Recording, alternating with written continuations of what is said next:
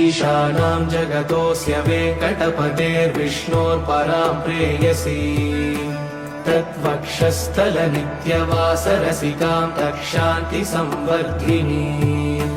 पद्मालङ्कृतपाणिपल्लवयुगां पद्मासनस्तां श्रियम्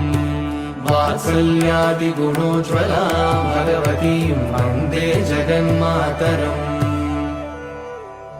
श्रीमन्कृपाजलनिधे श्रितसर्वलोकः सर्वज्ञशक्तनतवत्सल सर्वशेषिन्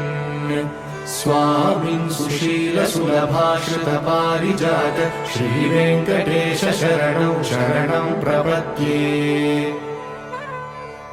श्रीमन्कृपाजलनिधे श्रितसर्वलोकः सर्वज्ञशक्तनतवत्सल सर्वशेषिन् स्वामिन् सुशीलसुलभाश्रितपारिजात